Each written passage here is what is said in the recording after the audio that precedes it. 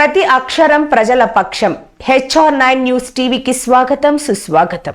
సార్వత్రిక ఎన్నికలు తర్వాత నూతనంగా ఏర్పడినటువంటి ప్రభుత్వం నాలుగోసారి ముఖ్యమంత్రిగా బాధ్యతలు చేపట్టినటువంటి చంద్రబాబు నాయుడు గారు మొట్టమొదటిసారిగా వారు ప్రమాణ స్వీకారం చేసిన తర్వాత నిన్న ఉత్తరాంధ్ర పర్యటనకు విచ్చేసినటువంటి సందర్భంలో వారు చేసినటువంటి కొన్ని వ్యాఖ్యలు, అలాగే ఉత్తరాంధ్ర మీద వారికి ప్రేమ ఉన్నట్టుగా ఆయన 45 సంవత్సరాల రాజకీయ జీవితంలో నాలుగోసారి ముఖ్యమంత్రిగా బాధ్యతలు చేపట్టిన తర్వాత కూడా గతంలో ఏమీ చేయనటువంటి వ్యక్తి వచ్చి ఇప్పుడు మళ్ళీ ఈ ప్రాంత ప్రజల మీద సవత్తల్లి ప్రేమ చూపించేటువంటి ప్రయత్నం చేసినట్టుగా కనబడింది. సహజంగా ఏ ముఖ్యమంత్రి అయినా గతంలో పనిచేసినటువంటి సందర్భంలో చేపట్టినటువంటి కార్యక్రమాల గురించో లేదా ఈ ప్రాంతం మీద, ఎందుకంటే ఉమ్మడి రాష్ట్రానికి ఆయన 9 సంవత్సరాలు ముఖ్యమంత్రిగా, తర్వాత రాష్ట్ర విభజన జరిగిన తర్వాత మొట్టమొదటిసారిగా ఆయనకి రాష్ట్ర ప్రజలు అవకాశం ఇచ్చారు. ఆ 5 సంవత్సరాలు కూడా కేవలం ఒక ప్రాంతం మీద, ఒక ప్రాంతం గురించి, ఆ ప్రాంతంలో ఆయన చేపడుతున్నటువంటి, ఆయన పార్టీకి సంబంధించినటువంటి పెద్దలు చేపట్టినటువంటి కొన్ని కార్యక్రమాల గురించి తపన పడినటువంటి కార్యక్రమాలు మనం చూసాం. సరే, ఏదేమైనప్పటికీ వారు ముఖ్యమంత్రిగా తొలిసారి ఉత్తరాంధ్ర వచ్చినప్పుడు భవిష్యత్ కార్యక్రమాలు ఏంటి అనేటువంటివి చెప్పాల్సినటువంటి బాధ్యత, రానటువంటి కాలంలో ఈ ప్రాంతానికి ఏం చేస్తాం అనేటువంటిది చెప్పాల్సినటువంటి బాధ్యత సహజంగా ఉంటుంది. కాబట్టి అవన్నీ పక్కన పెట్టి ఇంకా జగన్మోహన్ రెడ్డి గారిని నిందించేటువంటి కార్యక్రమం, ఈ ప్రాంతానికి వైఎస్ఆర్ కాంగ్రెస్ పార్టీ ప్రభుత్వం గతంలో 5 సంవత్సరాలు ఏదో అన్యాయం చేసినట్టుగా వారు చిత్రీకరించేటువంటి ప్రయత్నం మనం చూసాం. ముఖ్యంగా అందులో Bhogapuram international airport, Bhogapuram international ఎయిర్పోర్ట్కి సంబంధించి 2019లో వైఎస్ఆర్ కాంగ్రెస్ పార్టీ అధికారంలోకి వచ్చేటువంటి సమయానికి 2200 ఎకరాలు ఏదైతే భోగాపురం ఇంటర్నేషనల్ ఎయిర్పోర్ట్కి సంబంధించి నిర్మాణం చేపట్టాలని చెప్పి నిర్ణయం తీసుకున్నామో, అందులో ఆ రోజు మేము అధికారంలోకి వచ్చినటువంటి సమయానికి ప్రభుత్వం చేతిలో ఉన్నటువంటిది కేవలం 377 ఎకరాలు. 377 ఎకరాలు మాత్రమే ఆ రోజు ప్రభుత్వం ఆధీనంలో, ఆ 2200 ఎకరాల్లో 377 ఎకరాలు మాత్రమే ప్రభుత్వం ఆధీనంలో ఉంది. దాదాపు మిగిలిన 1850, 1900 ఎకరాలు అసలు ప్రభుత్వం ఆధీనంలో లేదు, రైతుల ఆధీనంలోనే ఉంది. కానీ ఆ రోజు ప్రజల్ని మభ్యపెట్టడానికి 2019 ఫిబ్రవరి 14 ఒక శిలాఫలకం వేసేసి అప్పుడు కూడా ప్రజల్ని మభ్యపెట్టేటువంటి ప్రయత్నం చేశారు. సరే, తర్వాత ప్రజలు ఏ రకంగా నిర్ణయం తీసుకున్నారో మనం చూసాం. ఇప్పటికి కూడా ఆయన చేసినటువంటి కార్యక్రమంగానే దాన్ని చిత్రీకరించడం అనేటువంటిది చాలా ఆశ్చర్యానికి గురి చేస్తుంది. ఎందుకంటే గత సంవత్సరం మే 3వ తారీఖున అనుకుంటా భోగాపురం ఇంటర్నేషనల్ ఎయిర్పోర్ట్కి సంబంధించి ఆ రోజు ముఖ్యమంత్రిగా ఉన్నటువంటి జగన్మోహన్ రెడ్డి గారు, దానికి సంబంధించినటువంటి I&I మినిస్టర్గా ఉన్నటువంటి నేను కానీ, లేదా కేంద్ర మంత్రివర్యులుగా ఉన్నటువంటి పెద్దలు జ్యోతిరాదిత్య సింధియా గారు దానికి పూర్తి స్థాయిలో అన్ని అనుమతులు తీసుకున్న తర్వాత పూర్తి స్థాయిలో నిర్మాణానికి ఏ రకమైనటువంటి ఆటంకాలు లేవు అని చెప్పి నిర్ధారణకు వచ్చిన తర్వాత పనులు మొదలుపెట్టినటువంటి ప్రభుత్వం జగన్మోహన్ రెడ్డి గారి ప్రభుత్వం. ఆ రోజు నేటికి దాదాపు 30-35% పనులు పూర్తి చేశాం. మిమ్మల్ని కూడా ఒక సందర్భంలో జనవరి మాసంలో అనుకుంటా, డిసెంబర్ జనవరి మాసాల్లో మిమ్మల్ని అందరినీ కూడా ఒకసారి అక్కడ జరుగుతున్నటువంటి పనుల్ని ప్రజలకు చూపించడం కోసం మిమ్మల్ని కూడా ఒకరోజు ఆహ్వానించి మిమ్మల్ని అందరినీ కూడా తీసుకెళ్ళినటువంటి సందర్భం మీ అందరికీ గుర్తుంది. ఆ రన్వే పనులు కానీ, టెర్మినల్ బిల్డింగ్ పనులకు సంబంధించి కానీ, ఇలా ఇవన్నీ జరుగుతున్నటువంటి క్రమంలో ఏమీ చేయకుండా అన్నీ నేనే చేశాను అనేటువంటి మాట చెప్పుకునేటువంటి దాంట్లో చంద్రబాబు నాయుడు గారిని మించినటువంటి వ్యక్తి లేడు. అది ఈరోజు కాదు, ఆయన మొదటి నుంచి ముఖ్యమంత్రిగా ఉన్నటువంటి నాటి నుండి ఉమ్మడి రాష్ట్రానికి కానీ తర్వాత కానీ ఆయనకు ఉన్నటువంటి మార్కెటింగ్ స్కిల్స్ బహుశా దేశంలో ఏ నాయకుడికి ఉండవు. ఎందుకంటే మేం చేసినటువంటి పనులు, మేం చేపట్టినటువంటి కార్యక్రమాలను కూడా ఆయనే చేసినట్టుగా ఇంకా ప్రజలకు చిత్రీకరించేటువంటి ప్రయత్నం చేయడం అనేటువంటిది కాస్త ఆశ్చర్యానికి గురి చేసింది.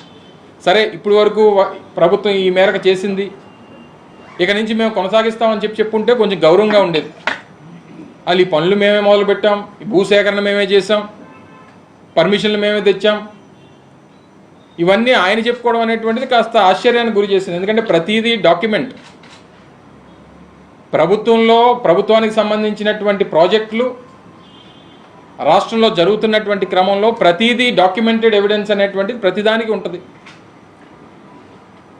2200 ఎకరాలకు గాను 377 ఎకరాలు మాత్రమే మేము అధికారంలోకి వచ్చినటువంటి నాటికి ఉంటే, తర్వాత వాటిని అన్నిటినీ కూడా సేకరించి అనేక రకాలైనటువంటి కేసులు వాటి మీద ఉంటే వాటిని ఎదుర్కొని కొంతమంది రైతుల్ని ఒప్పించి అవసరమైనటువంటి చోట వ్యవసాయం ఎక్కువగా ఉన్నటువంటిది లేదా పంట బాగా పండేటువంటి ప్రాంతాల్లో ఆ రేట్లు కూడా కాస్త వారితో నెగోషియేట్ చేసి వారికి ఎక్కువ ఇచ్చేటువంటి కార్యక్రమం చేసి వాళ్ళని కన్విన్స్ చేసి ఉత్తరాంధ్ర ప్రాంతానికి మంచి జరుగుతుంది అనేటువంటి ఉద్దేశంతో వాళ్ళని ఒప్పించి అన్నీ చేసినటువంటిది ఆ రోజు జగన్మోహన్ రెడ్డి గారి ప్రభుత్వం. అప్పటికే ఒక గ్రామాలు కొంతమంది నివాసం ఉంటున్నటువంటి రీహాబిటేషన్ అనేటువంటి చేయాల్సినటువంటి పరిస్థితి వస్తే 2 ప్రాంతాలకు పోలిపిల్లి అలాగే గూడిప వలస ఈ 2 ప్రాంతాలకి ఈ రీహాబిటేషన్ అనేటువంటిది ఈ కుటుంబాలన్నింటినీ కూడా తరలించి 80 కోట్ల రూపాయలు పెట్టి వారికి అన్ని రకాలైనటువంటి సౌకర్యాలు ఇల్లు నిర్మాణం చేసి వారికి అందించేటువంటి కార్యక్రమాన్ని చేశాం. ఎన్జీటీలో కేసులు వేశారు, దాన్ని ఎదుర్కొనేటువంటి కార్యక్రమాన్ని చేసి దాన్ని అధిగమించాం. అన్ని రకాలుగా కూడా వాటిని అన్నిటిని కూడా ఎదుర్కొని ఏ రకంగా ఇబ్బంది ఉండకూడదని చెప్పి ఉద్దేశంతో 2200 ఎకరాలు ఆ రోజు జిఎంఆర్ సంస్థ ఏదైతే నిర్మాణ సంస్థ ఉందో వారికి అందించేటువంటి కార్యక్రమాన్ని చేశాం. ఈరోజు పనులు ఇంత పెద్ద ఎత్తున నిరాటంకంగా జరుగుతూ ఉన్నాయంటే ఇవన్నీ సహజంగా ఏ నిర్మాణం ప్రాజెక్టులకు సంబంధించి జరగాలన్నా అన్ని రకాలైనటువంటి అనుమతులు లేకుండా ఏ రకంగా ఏ నిర్మాణం ఎవరైనా ఒప్పుకుంటారు. అలాగే కేంద్ర ప్రభుత్వానికి సంబంధించినటువంటి సంస్థలు ఏదైతే ఇండియా ఫర్ సావరెన్ సర్వీసెస్ కానీ వారితో అగ్రిమెంట్ కానీ, అలాగే air navigation services airport authority of ఇండియాతో కానీ, security services with bureau of civil aviation safety కానీ, ఇలాగ అనేక నో అబ్జెక్షన్ సర్టిఫికేట్స్ కానీ మినిస్ట్రీ ఆఫ్ సివిల్ ఏవియేషన్ నుంచి కానీ ఎన్వైరాన్మెంటల్ క్లియరెన్స్లు కానీ ఇలాగ అన్ని రకాలుగా కూడా పూర్తి స్థాయిలో తీసుకొని ఈరోజు నిర్మాణం చేపట్టి దాదాపు 350 మెషిన్లతో ఆ రోజు మిమ్మల్ని కూడా ఆ రోజు అక్కడికి తీసుకెళ్ళినప్పుడు దాదాపు 350 మెషిన్స్ రకరకాలైనటువంటి ఎక్స్కవేటర్స్ కానీ జేసీబీలు కానీ రకరకాలైనటువంటి మెషినరీస్తో పనులు చేపట్టేటువంటి కార్యక్రమాలు కూడా మీకు చూపించేటువంటి కార్యక్రమం చేశాం. టెర్మినల్ బిల్డింగ్స్కి సంబంధించినటువంటి నిర్మాణాలు మీరు చూశారు. సో ఇది ఈ ప్రాంతానికి సంబంధించినటువంటి ప్రజలు, ఈ ప్రజల తాలూకు ఆకాంక్షలకు అనుగుణంగా చేపట్టినటువంటి ప్రాజెక్టులు. దాంతోపాటు మూలపేట పోర్టు, అలాగే తర్వాత ఫిషింగ్ హార్బర్లు కానీ లేదా మెడికల్ కాలేజీలు కానీ, ఎప్పుడన్నా మీరు గతంలో 14 సంవత్సరాలు ముఖ్యమంత్రిగా ఉన్నప్పుడు మెడికల్ కాలేజీల నిర్మాణం కానీ, ఇంజనీరింగ్ కాలేజీల నిర్మాణం కానీ, పోర్టుల నిర్మాణం కానీ ఎప్పుడన్నా ఆలోచన చేశారా? అప్పుడు కూడా ఉమ్మడి ఆంధ్రప్రదేశ్లో ఈ ప్రాంతాలన్నీ ఈ రాష్ట్రంలోనే ఉండేవి కదా. లేదా రాష్ట్ర విభజన జరిగిన తర్వాత మొట్టమొదటిసారి మీకు అవకాశం ఇచ్చారు, పోనీ అప్పుడన్నా పోర్టులు నిర్మాణం చేపట్టాలనేటువంటి ఆలోచన పోనీ ఆ రోజన్నా చేసి ఉండాలి కదా. ఇప్పుడు అన్నీ వచ్చి మేము పనులన్నీ చేస్తే పేర్లు మీరు పెట్టుకునేటువంటి ప్రయత్నం చేస్తూ ఉన్నారు. సరే, ఏదేమైనప్పటికీ ప్రజాస్వామ్యంలో ప్రభుత్వం నడిపించేటువంటి నాయకత్వాలు, ప్రజలు ప్రజాస్వామ్యంలో ప్రతి 5 సంవత్సరాలకు ఒకసారి ఎన్నికలు జరిగినప్పుడు వారు తీర్పునిస్తారు, దానికి అనుగుణంగా జరుగుతాయి. కానీ చేసినటువంటి కార్యక్రమాలను అసలు ఏమీ చేయనట్టుగా చిత్రీకరించేటువంటి కార్యక్రమం నిన్న ముఖ్యమంత్రి గారు చేసినటువంటి దాన్ని తీవ్రంగా ఖండిస్తూ ఉన్నాం. మీరు దాన్ని కొనసాగిస్తున్నామని చెప్పండి, లేదా గతంలో జరిగినటువంటి పనులు ఈ మేరకు జరిగాయని చెప్పండి. భోగాపురంలో ఎయిర్పోర్ట్ కడుతున్నాం, మళ్ళీ నిన్న అక్కడి నుంచి 100 కిలోమీటర్లో మూలపేట ఉంటుంది నాకు తెలిసి, అక్కడ ఒక ఎయిర్పోర్ట్ అని చెప్పి ప్రకటించారు నిన్న. అంటే అక్కడ పోర్ట్ కట్టడం నాకు తెలుసు, ఎందుకంటే పోర్ట్ సంబంధించినటువంటి శంకుస్థాపన కూడా గతంలో ఏప్రిల్ 19వ తారీఖు 2023లో చేసాం. అది కూడా దాదాపు 40-45% పనులు పూర్తయినాయి. అక్కడ పోర్ట్ ఉంది, అక్కడ ఎయిర్పోర్ట్ కూడా కడతామని చెప్పి నేను ముఖ్యమంత్రి గారు ప్రకటించారు, స్వాగతిస్తూ ఉన్నాం. ఇవన్నీ చెయ్యాలి. కుప్పంలో ఒక ఎయిర్పోర్ట్ కడతానన్నారు, నిన్న మూలపేటలో ఒకటి కడతానన్నారు, నాగార్జున సాగర్లో ఒకటి కడతానన్నారు, దొనకొండలో ఒకటి, దగదర్తిలో ఒకటి. ఎస్, ఇవన్నీ కడతానన్నారు కాబట్టి స్వాగతిస్తూ ఉన్నాం, కట్టమనండి. ఇప్పుడు రానుటువంటి 5 సంవత్సరాల్లో ఏవి కడతారో, ఎన్ని కడతారో, కుప్పంలో ఎన్ని కడతారో, లేకపోతే ఇంకో దగ్గర ఎన్ని కడతారో అని చూస్తాం. ఎందుకంటే గతంలో కూడా ఈ రకంగానే వారు 2014లో ఆయన ముఖ్యమంత్రిగా బాధ్యతలు తీసుకున్న తర్వాత మొదటి కేబినెట్ సమావేశం మన విశాఖపట్నంలోనే పెట్టారు. ఆంధ్ర యూనివర్సిటీ వేదికగా వారు కేబినెట్ సమావేశం పెట్టి, ఆయన నాకు తెలిసిన దగ్గర నుంచి, ఎందుకంటే 95లో ఆయన ముఖ్యమంత్రి అయ్యే సమయానికి నాకు 10 సంవత్సరాల వయసు, నాకు తెలిసిన దగ్గర నుంచి ఆయన విశాఖపట్నం ఆర్థిక రాజధానిగా చేస్తానని చెప్పడం నేను అప్పటి నుంచి వింటున్నాను. ఇప్పుడు 30 సంవత్సరాలు అయిపోయింది. నాకు 40 వచ్చింది, ఆయనకి 75 వచ్చాయి. మొన్న కూడా ఆయన ముఖ్యమంత్రిగా బాధ్యతలు తీసుకున్న తర్వాత మళ్ళీ విశాఖపట్నం ఆర్థిక రాజధానిగా చేస్తానని చెప్పి ప్రకటించారు. సో ఏదేమైనప్పటికీ ఇది టూ అర్లీ. సరే, మేము మాట్లాడడానికి, మేము ఏదన్నా అనడానికి కూడా ఆయన బాధ్యతలు చేపట్టి నేటికి కరెక్ట్గా 4 రోజులు. నేను గత జూన్ 12వ తారీఖున వారు బాధ్యతలు చేపట్టారు, ఈరోజు జూలై 12. ఏదేమైనప్పటికీ మేము విమర్శించడానికి కానీ, మేము ఏదన్నా మాట చెప్పడానికి కానీ ఇంకా మేము సమయం తీసుకుంటాం, మొదటి నుంచి చెప్తున్నాం. కానీ దానికి అవకాశం ఇవ్వట్లేదే వారు. కనీసం ఒక 6 నెలల సమయం అన్నా ఇవ్వాలి. వారు ఏమి చేద్దాం అనుకుంటున్నారో, చెప్పినటువంటి కార్యక్రమాలు ఏ రకంగా అమలు చేద్దాం అనుకుంటున్నారో అనేటువంటి దానికి ఏ ప్రభుత్వానికైనా కనీసం 6 నెలల సమయం ఇవ్వాలి అనేటువంటిది మా వైఎస్ఆర్ కాంగ్రెస్ పార్టీ తాలూకు అభిప్రాయం. కానీ దానికి సమయం ఇవ్వట్లేదు చంద్రబాబు నాయుడు గారు. బీపీసీఎల్కి సంబంధించి కూడా నిన్న మొన్న విపరీతంగా వారికి సంబంధించినటువంటి పత్రికల్లో విపరీతమైనటువంటి ప్రచారం చేశారు. అలా బీపీసీఎల్ రిఫైనరీకి సంబంధించి ఆ ప్రాజెక్ట్ కోసం ఎన్నికల కన్నా బహుశా నాకు తెలిసి ఫిబ్రవరి మార్చ్ మాసాల్లో ఆ టీం ఆ రోజే మేము ప్రభుత్వంలో ఉన్నప్పుడు వచ్చింది. సరే, మేము ఏం చెప్పినా తెలుగుదేశం పార్టీ ఇప్పుడు ఉన్నటువంటి ప్రభుత్వం కాదంటది, కానీ అధికారులు ఉన్నారు కదా. ఇప్పుడు పరిశ్రమల శాఖ కార్యదర్శిగా ఉన్నటువంటి యువరాజ్ గారు వారున్నారు, గతంలో ఏపీఐసి ఎండీగా అలాగే కమిషనర్ ఇండస్ట్రీస్గా పనిచేసినటువంటి ప్రవీణ్ కుమార్ గారు ఉన్నారు. వీరందరూ అప్పుడు వచ్చినటువంటి బీపీసీఎల్కి సంబంధించినటువంటి అధికారులను తీసుకొని వెళ్ళి, నేను ప్రాంతాల పేర్లు చెప్పను కానీ రాష్ట్రంలో కొన్ని ప్రాంతాలు విజిట్కి వారిని తీసుకెళ్లారు లేదా అడగండి ఒకసారి. ఏదో ఈయన ముఖ్యమంత్రి అయిపోయిన తర్వాత వాళ్ళు పరిగెట్టుకొని వచ్చేసారని చెప్పి వారు ప్రచారం చేసుకునేటువంటి విధానం అంటే ఇందాక చెప్పినట్టు మార్కెటింగ్లో మరి వారిని మించినటువంటి వారు లేరు. అది వచ్చినా రాకపోయినా ముందు పబ్లిసిటీ అనేటువంటిది ఇంపార్టెంట్. సినిమా రిలీజ్ అయినా అవ్వకపోయినా ముందు పబ్లిసిటీ చేయాలనేటువంటిది చంద్రబాబు నాయుడు గారు తప్పన ఆ రకంగా చేస్తూ ఉన్నారు. రావాలనే కోరుకుంటున్నాం. ఎందుకంటే ఏ ఏ ఏ కొత్త పరిశ్రమ వచ్చినా, ఏ పెద్ద రిఫైనరీ వచ్చినా ఈ ప్రాంతానికి, రాష్ట్రానికి మంచి జరుగుతుంది, నలుగురు ఉపాధి కలుగుతుంది అనేటువంటిది మా తాపత్రయం.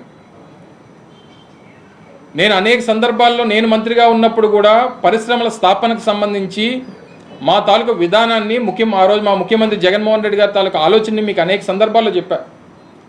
ఎందుకంటే జగన్మోహన్ రెడ్డి గారు మేము ఎప్పుడు సమావేశం అయినా సరే మాకు చెప్పినటువంటి మాట, ఏది ఫైనల్ అయినంత వరకు వారు పెట్టుబడి పెడతారని చెప్పి నిర్ధారణకు వచ్చి మన దగ్గర అన్ని రకాలైనటువంటి భూమి కానీ సంబంధించినటువంటి పర్మిషన్స్ అన్నీ కూడా మనం ఇచ్చినంత వరకు ప్రకటన చేయొద్దు అని చెప్పేవారు. ఎందుకంటే చెప్పిన తర్వాత రాకపోయారు అనుకోండి, సపోజ్ ఉదాహరణ బీపీసీఎల్ ఉంది. దక్షిణ భారతదేశంలో అనేక రాష్ట్రాలు తిరుగుతూ ఉన్నారు వారు. దక్షిణ భారతదేశంలో అనేక రాష్ట్రాల్లో, సముద్ర తీరం కలిగినటువంటి అనేక రాష్ట్రాల్లో ఎక్కడ అనుకూలంగా ఉంటుంది అనేటువంటి దాని మీద వారు తిరుగుతూ ఉన్నారు. ఉదాహరణ కేరళలోనో, తమిళనాడులోనో, లేదా కర్ణాటకలోనో, లేకపోతే మన దగ్గరే అవ్వాలని నా కోరిక. రేపు పొద్దున్న పొరపాటున ఏదన్నా వేరే నిర్ణయం తీసుకుంటే అప్పుడు ఏం సమాధానం చెప్తారు చంద్రబాబు నాయుడు గారు? సో ఏది ఏమైనప్పటికీ ప్రజలకి మంచి జరగాలనేటువంటిది మా తాపత్రయం. సరే, ప్రజలు మీకు అవకాశం ఇచ్చారు, ఇచ్చినటువంటి దాన్ని వారికి ఉపయోగపడేటువంటి విధంగా ఏ రకంగా సద్వినియోగం చేసుకోవాలనేటువంటి దాని మీద వారు ఆలోచన చేయాలనేటువంటిది మా కోరిక. ఇచ్చినటువంటి హామీలన్నీ కూడా పూర్తి స్థాయిలో అమలు చేయాలనేటువంటిది మా కోరిక. వారు అమలు చేయాలని చెప్పి వారి మీద ఒత్తిడి తీసుకొని వస్తాం. ఎందుకు ఈ రకమైనటువంటి అనుమానాలు కలుగుతూ ఉన్నాయంటే, నిన్న కాక మొన్న జీవో నెంబర్ 29 రిలీజ్ చేశారు, మీ అందరికి తెలుసు. ఎందుకంటే మా ప్రెస్టీజియస్ వెల్ఫేర్ స్కీమ్స్లో మేము అధికారంలో ఉన్నప్పుడు అమ్మఒడి అనేటువంటిది ఒక ప్రెస్టీజియస్ వెల్ఫేర్ స్కీమ్గా మేము దాన్ని చేపట్టి దాన్ని అమలు చేసేటువంటి కార్యక్రమం చేశాం. ఎన్నికల ముందు చంద్రబాబు నాయుడు గారు చాలా ప్రచార కార్యక్రమాల్లో, ప్రచార సభల్లో వారి సూపర్ 6ని 10 సార్లు ప్రజలకి చెప్పేటువంటి కార్యక్రమం చేసిన దాంట్లో ఇప్పుడు ఉన్నటువంటి, అంటే ఆ రోజు మేము ఉన్నప్పుడు వైఎస్ఆర్ కాంగ్రెస్ పార్టీ ప్రభుత్వం తల్లికి మాత్రమే ఇస్తుంది 15,000, ఎంతమంది పిల్లలు ఉన్నా తల్లికి 15,000 మాత్రమే ఇస్తుంది. మేము అధికారంలోకి వచ్చిన తర్వాత ఎంతమంది పిల్లలు ఉంటే అంతమంది పిల్లలకి 15,000 అన్నాడు లేదా? కానీ జీవో వచ్చిన తర్వాత కొన్ని అనుమానాలు లేకెత్తాయి. సరే, ఇస్తారా లేదా అనేటువంటి పక్కన పెడదాం. కొన్ని అనుమానాలకి కూడా ముఖ్యమంత్రి గారు సమాధానం నిన్న చెప్పుండుంటే కొన్ని అనుమానాలు నివృత్తి అయ్యేవి.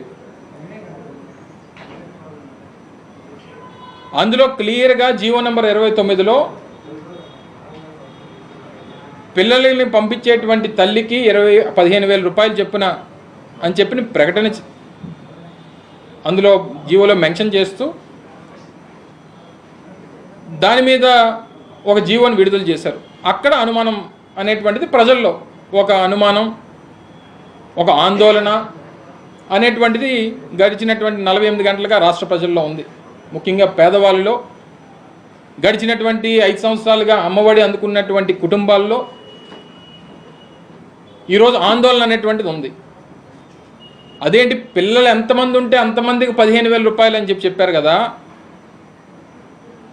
మరి ఇప్పుడు 15,000 రూపాయలు తలిగిస్తానని చెప్పని అంటున్నారు అనేటువంటి అనుమానం నిన్న రాయవరంలో, భోగాపురంలో, మెట్టెక్ జోన్లో, తర్వాత ఎయిర్పోర్ట్లో, ఇన్ని ప్రాంతాల్లో ముఖ్యమంత్రి గారు పత్రికా సమావేశాలు పెట్టినట్టుగా చూశాను. కనీసం 3 ప్రాంతాల్లో అన్న వారు మాట్లాడారు ప్రజలను ఉద్దేశించి.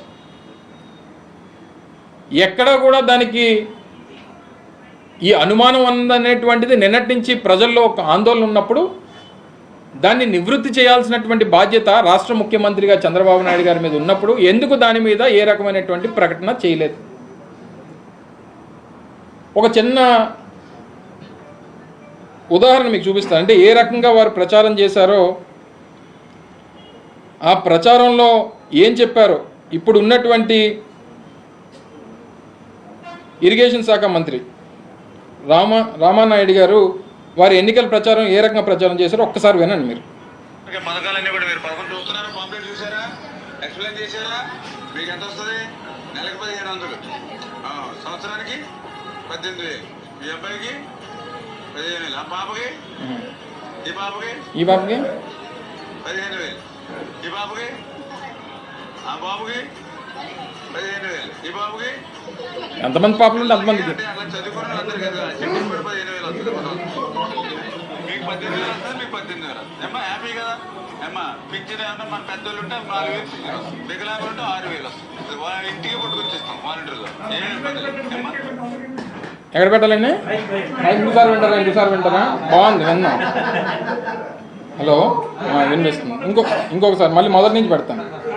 పథకాలన్నీ కూడా మీరు పథకం చూస్తున్నారా, పాంప్లెట్ చూసారా, ఎక్స్ప్లెయిన్ చేశారా? మీకు ఎంత వస్తుంది? నెలకు 1500, సంవత్సరానికి 18,000. ఈ అబ్బాయికి 15,000, ఆ పాపకి, ఈ పాపకి 15,000, ఈ బాబుకి, ఆ బాబుకి 15,000, ఈ బాబుకి. అదిగో అక్కడ దాక్కుంది ఆ పాపకి, అదిగో కడుపులో బెడ్ ఉంది ఆ పాపకి. ఇలాగ రకరకాలైనటువంటి ప్రచారాలు. చంద్రబాబు నాయుడు అయితే ఏకంగా కొన్ని ప్రచార సభల్లోనైతే మితిమీరి అవసరమైతే ఇంకా పిల్లల్ని కనండి అని చెప్పాడు చంద్రబాబు నాయుడు గారు. నేనేమి మీతో చెప్పాలన్నటువంటి విషయాలు కాదు, వారు మాట్లాడినటువంటి మాటల్లో కొన్ని ప్రచార సభల్లో అవసరమైతే ఇంకా నేను ఒకప్పుడు ఫ్యామిలీ ప్లానింగ్ చేసి ఒక బిడ్డతోనే సరిపెట్టుకోమని చెప్పి కొన్ని సందర్భాల్లో చెప్పాను. కానీ ఇప్పుడు అలా కాదు, మీకు ఎంతమంది పిల్లలు కావాలంటే అంతమంది పిల్లలు కనండి, అంతమంది పిల్లలకి 15,000 చొప్పున ఇస్తానని చెప్పాడు. అంటే ఈ రకమైనటువంటి ప్రచారాన్ని చేసి ఇప్పుడు మంత్రివర్గంలో ఉన్నటువంటి మంత్రి గారు ఆ రోజు శాసనసభ్యుడు అభ్యర్థిగా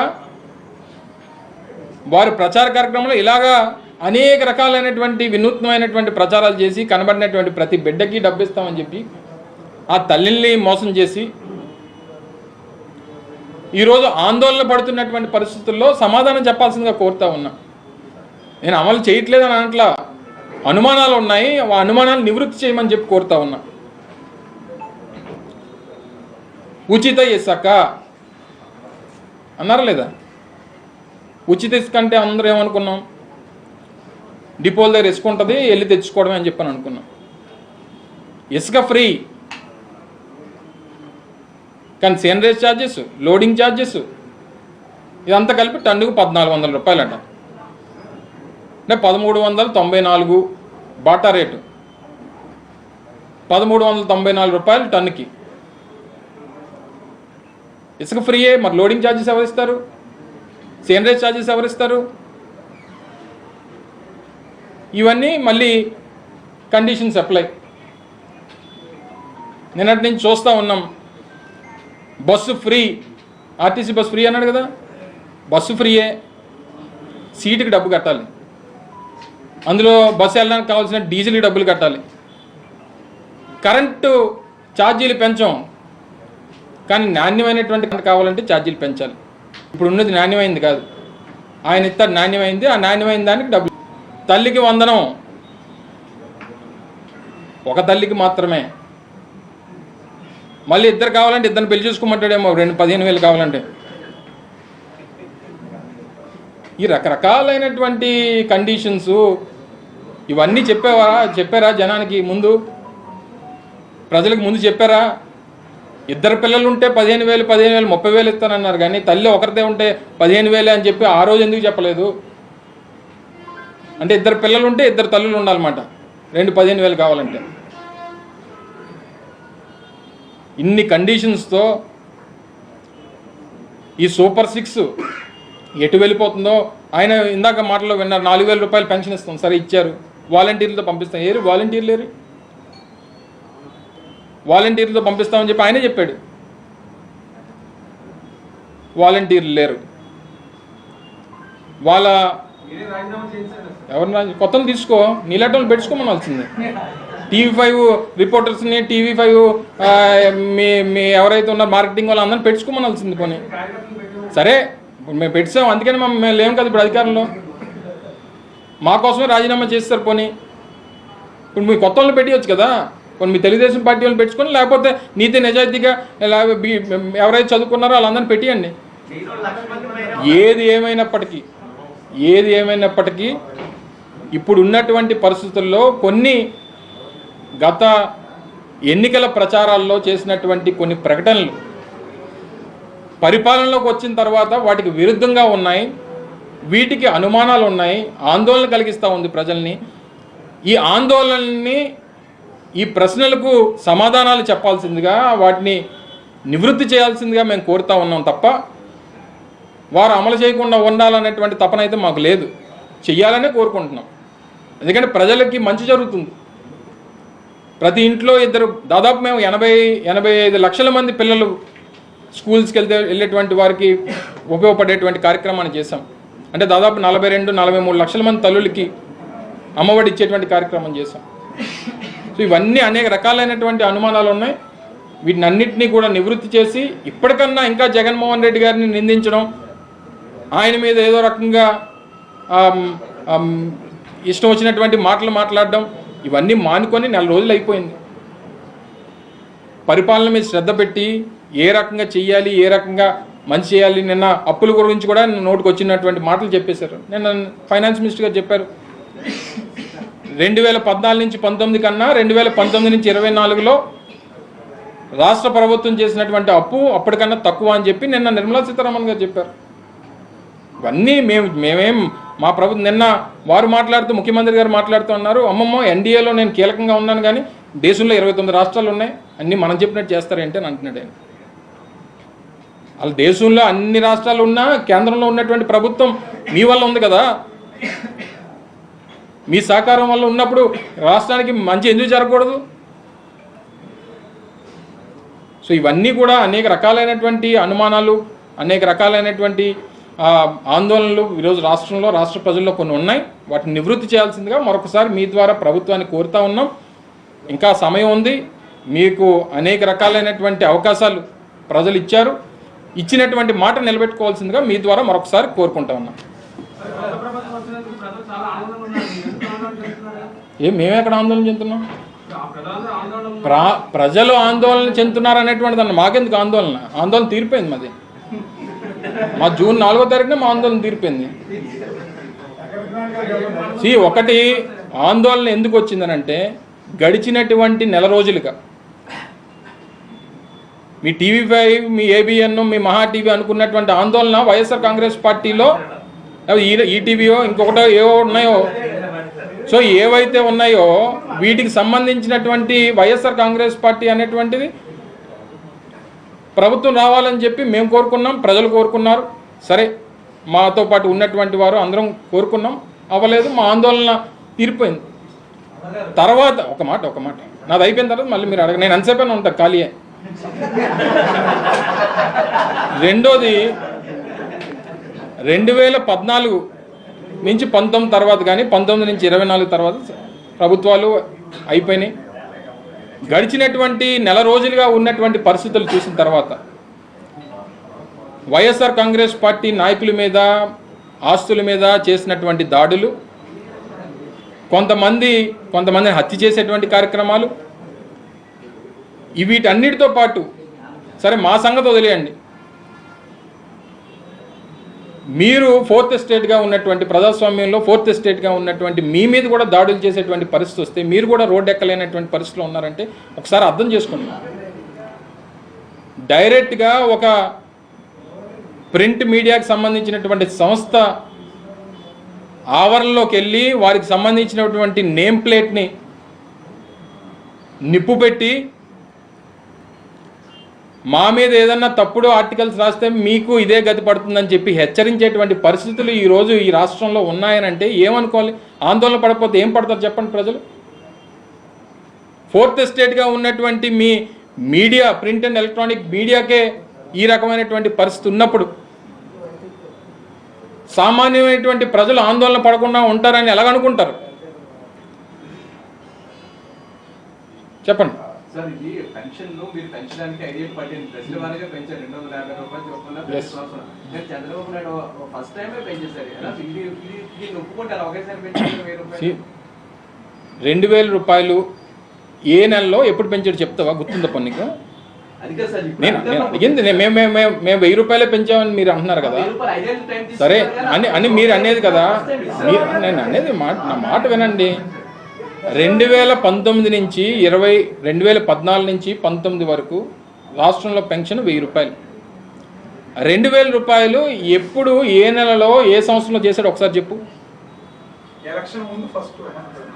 బాగా చెప్పాడు. చూడ రిపోర్టర్ గారు బాగా చెప్పారు. మాట విన్ను మరి. నా రిపోర్టర్ గారు బాగా చెప్పారు. ఆయన 60 నెలలు ఒక ప్రభుత్వం అయిన తర్వాత 60 నెలలు ఆ ప్రభుత్వానికి అవకాశం ఉంటుంది. 60 నెలల్లో 59 మాసాలు 1000 రూపాయలు ఇచ్చాడు ఆయన. అవునా కదా? 60వ నెల అంటే రేపు మార్చి 12వ తారీఖున 10వ తారీఖున నోటిఫికేషన్ వస్తుందంటే ఫిబ్రవరిలో మొదటి మాసం 2000 రూపాయలు 2019లో వారు ఇచ్చారు. ఏప్రిల్ ఎన్నికలు జూన్ 1వ తారీఖు నుంచి మళ్ళీ మొన్నటి వరకు 60 నెలలు 1000 రూపాయలు ఉన్నటువంటి పెన్షన్ని 3000 అంటే అన్నట్టు మొదటి సంవత్సరం 1250, తర్వాత 1500, తర్వాత 1750, తర్వాత 2000 రూపాయలు పెంచింది మేము. ఏం పెంచడం అండి? మేము చెప్పింది ఎలక్షన్స్ ముందు పెంచింది, దాన్ని పెంచింది ఎలా పెంచుతారు అంటారు? ఎవరు ఇచ్చారు? ఎక్కువ ఇచ్చారు చెప్పండి అన్నా.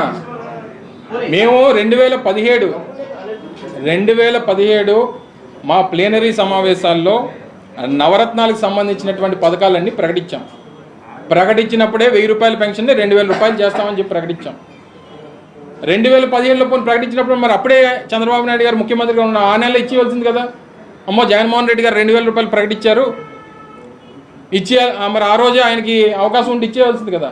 సో మేము ప్రజలకి ఏం చేసామనేటువంటిది మా అంతరాత్మకి, మాకు, ప్రజలకి అందరికీ తెలుసు. లాస్ట్ మినిట్లో వచ్చి ముందు నెలలో ఏమో 1000 రూపాయలు ఇచ్చేసి మేము 60 నెలలు మేము 2000 రూపాయలు పెంచితే దాన్ని మీరు పక్కన పెట్టేసి మొదటి నెలలో వచ్చి 1000 రూపాయలు పెంచారంటే ప్రతిదానికి మేము ఏం చేసామనేటువంటిది మా చిత్తశుద్ధి మాకు తెలుసు. మేము చేసినటువంటి మంచి ప్రజల్లో ఉంది. మా 40% ఓట్ షేర్ అనేటువంటిది ప్రజల్లో ఉంది. ఏది ఏమైనప్పటికీ ప్రజల పక్షాన పోరాటం చేస్తాం. మంత్రి గారు చెప్పండి. మాజీ మంత్రి గారు 2021 పోలవరం పూర్తన్నారు. మీరు మంత్రిగా ఉన్న జిల్లాలో ఆ కెనాల్ దగ్గర ఎప్పుడైనా వెళ్ళారా? కనీసం చూసారా? ఆయన మొదటి నెలలో తొలి విడత ల్యాండ్ ఎక్విజిషన్ కానీ, దానికి సంబంధించినటువంటి ల్యాండ్ ఎక్విజిషన్స్ కానీ, దానికి సంబంధించినటువంటి పేమెంట్స్ విషయంలో కానీ, అక్కడ ఉన్నటువంటి రైతులను ఒప్పించడం కానీ, ఎందుకంటే మేజర్ కనెక్టివిటీ ఏదైతే ఉందో ఉత్తరాంధ్ర సుజల స్రవంతికి సంబంధించి మేజర్ కనెక్టివిటీ ఏదైతే ఉందో అది అనకాపల్లి నియోజకవర్గం. ఉత్తరాంధ్ర సుజల స్రవంతి మొదటి ఫేజ్ ప్రాజెక్ట్ కూడా మేజర్ పార్ట్ అనకాపల్లి. మొదటి 2 సంవత్సరాలు ఏ రకమైనటువంటి పరిస్థితులు ఉన్నాయో, కోవిడ్ సిచ్యువేషన్స్ ఇవన్నీ మనం ఎదుర్కొన్న తర్వాత వాటి నుంచి బయటపడిన వెంటనే ఆ రైతులను ఒప్పించడం అనేటువంటిది, ఎందుకంటే ఇప్పుడు దేశంలో ల్యాండ్ ఎక్విజిషన్ అనేటువంటిది చాలా బిగ్గెస్ట్ ప్రొసీజర్ అయిపోయింది. ప్రతి దానికి ఆటంకాలు, ప్రతి దానికి వ్యవస్థల ద్వారా ఇబ్బందులు పెట్టేటువంటి కార్యక్రమాలు. ఇందాక మీకు చెప్పినట్టు భోగాపురం ఎయిర్పోర్ట్కి కూడా అనేక రకాలుగా కోట్ల అడ్డంకులు సృష్టించేటువంటి కార్యక్రమం. కేవలం ఒకే ఒక రైతు వల్ల దాదాపు సంవత్సరంన్నర లేట్ అయిపోయింది ఎయిర్పోర్ట్. సో ఇవన్నీ మా వాళ్ళు పోయిందా? డైఫ్రమ్ వాళ్ళు మా వాళ్ళు పోయిందా? డైఫ్రమ్ వాళ్ళు కట్టింది ఎవరు? కట్టింది చెప్తాను. అదే చెప్పాం కదా మేము. డైఫ్రమ్ వాల్ అనేటువంటిది ఇంజనీరింగ్కి, ఎందుకంటే చంద్రబాబు నాయుడు గారు కూడా అదే చెప్పారు. దీని గురించి మేము చాలా ఇచ్చేసాం, చాలా ఆలోచన చేసాం. అది డైఫ్రమ్ వాల్ అనేటువంటిది ఉన్నటువంటి ఇంజనీరింగ్కి విరుద్ధంగా నిర్మాణం చేపట్టారనేటువంటిది నిపుణులు చెప్పినటువంటి మాట. కేవలం ఈ గేటుకు ఒక కొబ్బరికాయ కొట్టేసి, లేదా ప్రతి కాంక్రీట్ స్లాబ్కి ఒక కొబ్బరికాయ కొట్టేస్తే ప్రాజెక్టులు పూర్తయిపో పర్మిషన్లు తీసుకొచ్చింది రాజశేఖర రెడ్డి గారు. ఇవన్నీ ఇట్స్ అ కంటిన్యూస్ ప్రాసెస్. కొన్ని ప్రాజెక్టులు భోగపురం ఎయిర్పోర్ట్ మీద ప్రెస్ మీట్ పెట్టి అన్ని చెప్తున్నారు కదా, అలాగే అది పోలవరం మీద చెప్తారు కన్సర్న్ మినిస్టర్ గారు. గతంలో పనిచేసినటువంటి మా మంత్రి గారు అనేక సబ్జెక్టులు నాకు తెలియదు సార్. అది మళ్ళీ మాట్లాడదాం. ఏమంటారు? పోలవరం సంబంధించి వైకాపా 5 సంవత్సరాల సమయంలో ఏం జరిగిందంటే మీరు బాధ్యతమైనటువంటి మధ్యవర్గంలో ఉన్నారు కాబట్టి ఏం జరిగిందంట అంటే ఇప్పుడు మీరు ఇంజనీరింగ్ వల్ల జరిగింది టెక్నికల్గా చాలా డీటెయిల్డ్గా రీసెంట్గా జరిగినటువంటి కొన్ని ప్రెస్ కాన్ఫరెన్సెస్లో కానీ లేదా అసెంబ్లీలో కూడా మేము అధికారంలో ఉన్నప్పుడు అసెంబ్లీలో కూడా జరిగినటువంటి తప్పిదాలని ప్రజెంటేషన్ రూపంలో ఏం జరిగింది, గతంలో 2014 నుంచి 19 వరకు ఉన్నటువంటి ప్రభుత్వంలో అప్పుడు చంద్రబాబు నాయుడు గారు మేము చెప్పినటువంటి మాట కదా, నరేంద్ర మోడీ గారు వచ్చి పోలవరాన్ని ఏటీఎం కింద వాడుకున్నాడు అనేటువంటి మాట ఇప్పుడు ఉన్నటువంటి ప్రధానమంత్రి గారు చెప్పారు. కేవలం దాని నుంచి డబ్బు రాబట్టుకోవాలనేటువంటి ప్రయత్నంలో ఏదైతే ఇంజనీరింగ్కి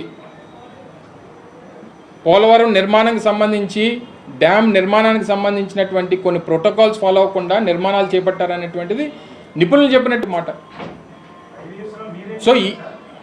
సో కొన్ని కరెక్షన్స్ చేసుకోవాలంటే కొంత టైం పడుతుందమ్మా. 72.4% అని చెప్పేస్తే అయిపోతుందో చెప్పు. 72.4%. కొన్ని డీటెయిల్స్ పోలవరం ప్రాజెక్టుకి సంబంధించి ఇంకా డీటెయిల్ కావాలంటే నేను ప్రజెంటేషన్ రూపంలో గతంలో ఏం జరిగింది, ఇప్పుడు మొన్నటి వరకు ఏం జరిగింది అనేటువంటిది మీకు డీటెయిల్గా మీకు కూడా వినాలంది కాబట్టి. ఎందుకంటే పోలవరం ప్రాజెక్టు వల్ల లబ్ధి పొందేటువంటి ప్రాంతం మేజర్ ప్రాంతం ఉత్తరాంధ్ర ప్రాంతం. దాదాపు 7.5 లక్షల ఎకరాలకి ఆయకట్టుకి నీరు అందించేటువంటి ప్రాజెక్ట్ అది. రాష్ట్రానికి జీవనాడి కాబట్టి ఇంకా డీటెయిల్డ్గా మీకు ప్రాజెక్ట్ గురించి నన్ను ఎక్స్ప్లెయిన్ చేయమంటే ప్రజెంటేషన్ రూపంలో గతంలో ఏం జరిగింది, మొన్న ఏం జరిగింది, గతంలో జరిగినటువంటి తప్పిదాలు ఏంటి అన్నీ కూడా మీకు చెప్పి చూపిస్తాను. పోలవరం ఎడమ కాలువ సంబంధించి ఎందుకంటే నీ నియోజకవర్గంలో ఉంది, నిన్న దాని మీద అంచనాలు వేసినప్పుడు కేవలం ఆ సంబంధించినటువంటి 23 క్యూసెక్ల నీరు కనుక అనకాపల్లికి వచ్చేటప్పుడు అనకాపల్లి దాహాలు తీర్చేసిన అవకాశం ఉంది. 800 కోట్ల రూపాయలు అంచనా వేశారు. 5 ఏళ్ల కాలంలో దాని మీద మీరు చెప్పారు ల్యాండ్ ఎక్విజిషన్ సంబంధించి మేము ప్రయత్నం చేశాం. ఎందుకంటే దాని మీద ఒకసారి కూడా సమీక్ష కానీ ఏం చేయలేదు కానీ నీటిపారుదల శాఖ మంత్రి కానీ ఎందుకు ఆ ప్రాంతాన్ని సంబంధించలేకపోయారు? ముఖ్యమంత్రి గారు నేను అనేక సందర్భాల్లో వెళ్ళాను. నేను మాకు సంబంధించినటువంటి రైతులతో నేను సమావేశాలు పెట్టాను. కొంత అక్కడ ఉన్నటువంటి మన చోడవరం నియోజకవర్గానికి సంబంధించి బుచ్చిపేట మండలంలో కూడా కొంత ప్రాంతాన్ని ఎక్విజిషన్ చేయాల్సినటువంటి పరిస్థితి వచ్చింది. కొన్ని గ్రామాల వారు కొంత అబ్జెక్షన్స్ క్రియేట్ చేశారు. ఎందుకంటే మేజర్ ట్యాంక్ ఏదైతే స్టోరేజ్ కెపాసిటీకి సంబంధించినటువంటి ట్యాంక్ ఏదైతే ఉందో దానికి సంబంధించినటువంటి కాంటోర్ లెవెల్స్ తగ్గించకపోతే గ్రామాలు మునిగిపోతాయన్నటువంటి రిక్వెస్ట్ ఉంటే వాటికి సంబంధించినటువంటి ఇష్యూస్లో కూడా డిస్కషన్ జరిగినాయి. రేట్స్ కూడా ఏదైతే సంబంధించినటువంటి దానికి దగ్గర 87 కోట్ల రూపాయలు ఫండ్స్ కూడా రిలీజ్ చేసాం పేమెంట్స్కి సంబంధించి. ఎందుకంటే ల్యాండ్ ఎక్విజిషన్ జరగకుండా నువ్వు ఏ పని మొదలు పెట్టలేవు. ఎందుకంటే ఇప్పుడు ఉన్నటువంటి ఎవరన్నా సరే ల్యాండ్ ఎక్విజిషన్కి సంబంధించి ఇష్యూస్ ఏవైతే ఉన్నాయో వాటిని అన్నిటి కూడా అధిగమించేటువంటి కార్యక్రమాల్ని మేము చేసేటువంటి కార్యక్రమాన్ని చేసాం. సో దానికి సంబంధించి ఇప్పుడు ఏదైతే ఉత్తరాంధ్రకు సంబంధించినటువంటి కెనాల్ తీసుకుని వచ్చి ఇక్కడ 23 క్యూసెక్లు నీరు ఇచ్చేస్తే ఈ ప్రాంతానికి అంతే అంటారో, యూ హ్యావ్ టు కంప్లీట్. ఇంకా నాకు తెలిసి తుని ఆ ప్రాంతాల్లో ప్రాజెక్టుకి సంబంధించినటువంటి లెఫ్ట్ కెనాల్ ఏదైతే ఉందో దాన్ని కలిపేటువంటి దగ్గర ఒక హిల్ అడ్డంగా ఉంది. సో దాన్ని మనం కట్ చేసుకొని కనెక్ట్ చేయాల్సినటువంటి ఒక చిన్న పోర్షన్ అనుకో, దాన్ని కట్ చేయాల్సినటువంటి అవసరం ఉంది. సో ఇవన్నీ కంప్లీట్గా పూర్తయితే తప్ప ఇది జరగదు అనేటువంటిది ఆయనకి తెలుస్తుంది. ఎందుకంటే చంద్రబాబు నాయుడు గారు నాకంటే సీనియరు, ఆయన 15 సంవత్సరాలు ముఖ్యమంత్రి చేశాడు. సో ఇవన్నీ చేసి ఏం చేయబోతున్నారు? సరే వారికి అవకాశం ఇచ్చారు కదా, పోనీ మేము చేయలేదు కాబట్టి ఈరోజు మమ్మల్ని ఇలా కూర్చోబెట్టారు కదా, పోనీ ఆయనకు అవకాశం ఇచ్చినప్పుడు ఎప్పుడు చేస్తారు ఆయననే చెప్పమనండి. మీరు అడిగితే ఇంకా బాగా చెప్తారు కదా. అంటే పోలవరం కంప్లీట్ కాకుండానే ఎడమ కాలువ ద్వారా పుష్కర ఎత్తిపోతల ద్వారా అయితే మాత్రం ఉత్తరాంధ్రకు నీరుని పంపించే అని చెప్పి అన్నాడు ఆయన. అదే ఆయన అన్నారు. ఆయన ఎలా చేస్తారో ఒకసారి చెప్తే టెక్నికల్గా మేము కూడా వింటాం. ఎందుకంటే మేము మా ప్రయత్నాలు మేము ఎంతవరకు చేయాలో అంతవరకు చేసాము. సరే ఇప్పుడు ప్రజలు వారికి అవకాశం ఇచ్చారు. ఇప్పుడు ఆయన ఏం చేస్తారో ఎలా చేస్తారో ఎప్పుడు ఇస్తారో అనేటువంటి చూద్దాం. ఓకే.